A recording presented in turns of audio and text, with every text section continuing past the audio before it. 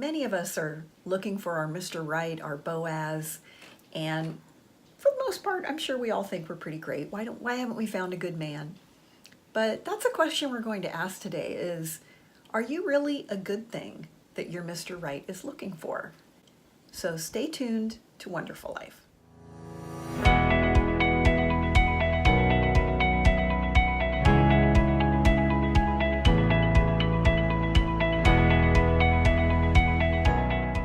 Are you looking for your Mr. Right, your Boaz?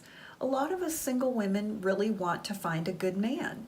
But the question is, are you a good thing? Are you the good thing that Boaz is looking for? Now, most of us go, yes, I am. But we're going to really get a little bit deeper into that question on this episode of Wonderful Life. Hi, I'm Mary Dittman. I'm an award-winning business professor on the collegiate level and the creator of College on Fleek and One-Derful Life. Wonderful Life is my way of describing how it feels when you've made peace with being single.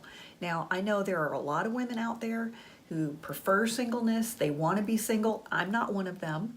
I've always wanted to be married and have a family, but I'm well over 40, and that hasn't happened for me. And that's always been a source of sadness for me because part of my definition of a fulfilled life is being a wife and a mother. But I got to the point where I said, well, the singleness isn't changing, and I really just want to be happy. So I better figure out how to make peace with being single. And that's what Wonderful Life is all about. It's not about getting to a place where you've given up or you hate men or you say, I don't want a man. I want a man. Wonderful Life is about helping you be peaceful and happy and content while you're single. Hopefully your Mr. Right will come along, but if he doesn't, you're okay anyway. Now, today what we're going to talk about is being the right person for your Mr. Right. A lot of us have made the list of what it is that we're looking for in a man. I remember one of my male friends wanted for a long time to find someone who was like pretty much a bikini model. Okay, like a fitness competitor. He wanted this perfect, like, gym rat woman. The problem is, he's not a perfect gym rat guy. And the same is true a lot of times for women. So if you want this guy who's like ripped up and healthy and, really muscular and he's in the gym all the time and he looks like a model, you pretty much need to be on that level too. Now, I know you're probably going to talk about, well, look at this guy who's with this girl who's not like that. That's fine. But I'm just saying, normally when you're looking at those types of characteristics, those folks can find other people who are like them. And my point is that in order to be attractive to your Mr. Right, you kind of have to have some things going on in your life. I don't know about you, but I've gone on dates with men sometimes where it's like we're just an initial meet and greet. I call that a date zero. It's like a meet and greet. We just meet and have a cup of coffee and kind of see if there's any chemistry. And that's where I find out things like he doesn't actually have his own place. He lives with his parents or he lives with friends, meaning like crashing on their couch. And frankly, at our age, you ought not to have roommates. Or, oh, I just lost my job yesterday. I was on a date with a guy. And he's like, yeah, I just on the way over here, my boss called me and fired me. Like, what? Or they just finished declaring bankruptcy. And I want to be like, listen, get it together. Like, don't be trying to find a girlfriend until you get your act together. Now, a lot of times those guys are looking for a woman to support them financially or give them a place to live. And that's fine, but that's not what I'm looking for. But the same is true with men.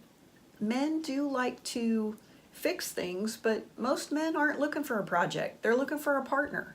While men and women evaluate each other on different things, men do want you to have some things together in your life before you're going to be attractive to them.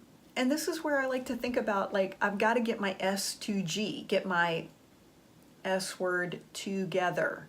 And I wanted to go over a few areas where you need to have your S to G in order to be attractive.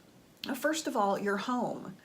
And when I say your home, I mean like your environment. This would be your car, the place that you live, even your office. One of the benefits men desire from a relationship is domestic support.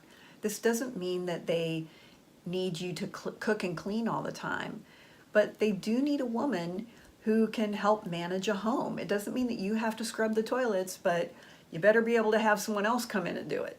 And a lot of times men aren't even hung up about whether you rent or own. They want to make sure that you are making good financial decisions. But I mean, I've never had a man say, well, I'm not going to date you because you sold your house and now you're renting. When I owned my own home, I never had a man say, you know what, I'm not interested in dating you because your house isn't fancy enough. I never lived in a big fancy house in an expensive part of town, but my home was always neat and clean and tidy, and I didn't have any debt other than my mortgage, which I was servicing easily. If you can't take care of your small apartment, then why would a man think that you would take care of a nice big home he might buy you? If you're not willing to get rid of the old newspapers and magazines and all the clutter, then why would he think that you're going to value or take care of anything that he would give to you? Now you might say, well, when I meet a man, I'll clean out, I'll get everything organized because we're going to get married and I'm going to move with him into a new home. What I'm saying is, he may not be able to get to that point of wanting to take that step with you if you don't have your S2G. Now again, this doesn't mean that you have to have all decorator furniture and your house doesn't need to look like something out of Architectural Digest, but are you taking care of what you have? Is your space neat and tidy and clean? Every bit of research on clutter tells us that physical environmental clutter drains your brain. It makes you anxious, it makes you tired, and when you're going out into the world with that type of energy, you're not attractive. And if you're embarrassed to have anybody over to your place, that's a problem too. And what about your car? Do you take care of it? It's not about, do you have an expensive car or a brand new car? I buy cars and I keep them for a very long time. The car I have right now is coming up on 15 years old, which I always have a hard time remembering that because I take really good care of it.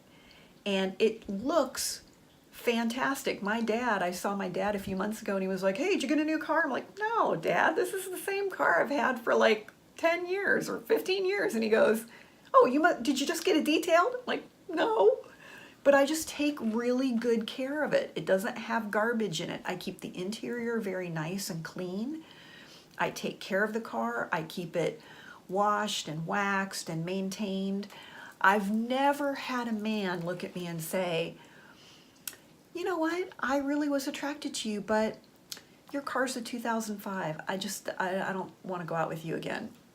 But I take care of my things. And so I think what that communicates is, if I was with someone and he said, girl, we need to get you a new car, if we were married and he said, guess what, here's the keys to a brand new car, he knows I would take care of it. Here's the thing, men are providers, but they don't want to provide in vain. Think about when you were a child, or maybe you have children, and you don't want to buy your kids stuff and then they trash it and they're like, I need another bicycle. And you're like, well, you left the other one in the driveway, I ran it over, it got rusted out in the rain. Why would I buy you something new when you don't even take care of what you have now? And I think the same thing is true with men. If you're taking care of what you have now, then that gives him a sense of confidence that he can trust. You will take care of what he is providing you with. All right, I mentioned a few minutes ago your finances. Is your S to G in terms of your money? Now, again, I've never had a man who was dating me who said, I don't feel like you make enough money. I'm not going to date you anymore. I've never known men who have said, I wouldn't date a woman based on her income. Most of the time what I've heard them say is they're not even that upset about what her job is. Well, a lot of men don't want you to be a stripper, for example. But maybe you're a teacher and you only make like $32,000 a year. Or maybe you're a bartender or you wait tables and you don't make a lot of money. But what men frequently look at is, are you responsible? Are you dedicated? Are you reliable? Do you have a plan? And no matter how much you're making, are you a good financial manager? No man is looking for a woman who has run through her finances and destroyed her own credit and racked up credit card bills, and now he can come in and save you from all your problems and you can run through his money too. And listen, I've asked that question to men of all ages, including college students. And all the guys tell me like, no thanks. No, I don't want a woman who's a financial disaster. So you just need to make sure you have your S to G. Are your bills paid on time and in full? If you're carrying debt, do you have a plan to pay that debt off? Are you being responsible? Are you investing and saving for your retirement? Do you have a savings account? Another area where you need to have your S to G is your physical health, your body. Here's a fact of evolutionary psychology, and women don't want to hear this, but this is the truth. This is what science tells us. Women value men with resources. So most women want a man who can provide. Men value youth and beauty in women. And that goes back to, caveman days. So if you were pregnant and had small children, like up until 5 years old, you couldn't get enough food to feed yourself and a baby. You needed someone to take care of you. You needed a man to take care of you. Men want to know that they're with someone who can provide offspring. And so they're attracted to youth and beauty. Now, when you're over 40, like I am, and probably many of you are as well, this isn't about saying that like you need to look like a 25-year-old model. But a lot of women my age get into this thought that like, well, he should just love me for who I am, or he should just love me for my personality. But he won't get a chance to love your personality if he's not attracted to you physically. Now, physical attraction won't make him stay. Your personality will make him stay. But he's never going to even get to your personality if he's not attracted to you physically. And here's the deal, and this is probably really politically incorrect, and you can let me know if you're angry about this, but this is the truth. I understand that all this political correctness right now and inclusion and everything, like all the fashion companies and beauty companies, they're using like a bunch of like plus size overweight models so that nobody feels bad. Okay, that's fine, but I'm just going to tell you, the majority of men, when you ask them what are they attracted to you, 95% of them are not attracted to women who are unhealthy and overweight.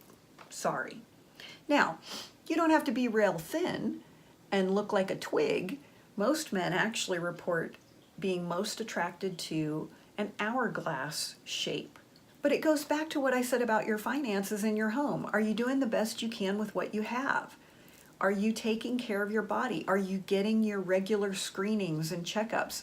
Are you taking care of your teeth? Are you getting your eyes checked?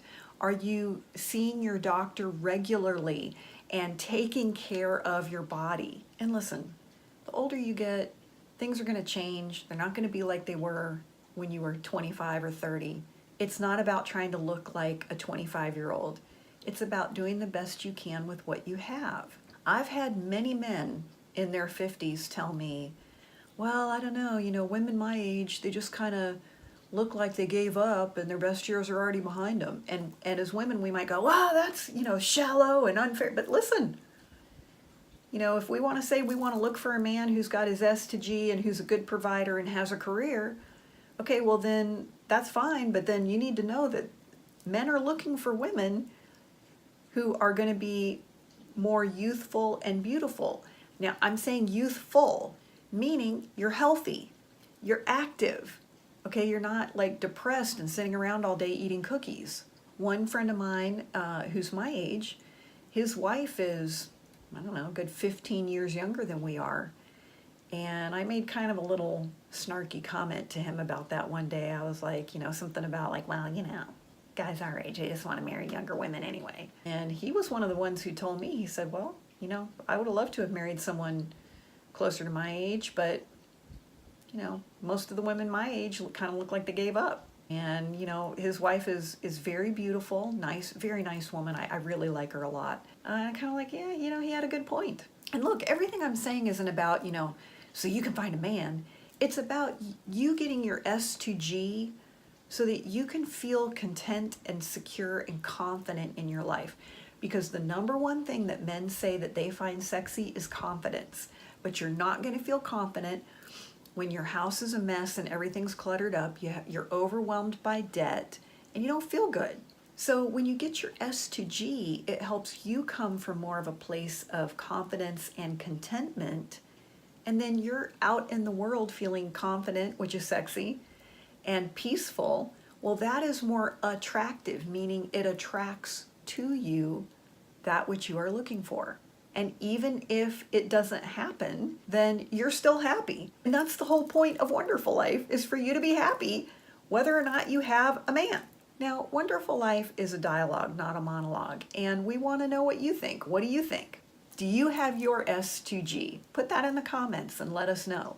It's really hard to have your S2G and feel like you've got it together emotionally if you're dealing with a broken heart. And so you might want to check out the ABCs of Healing.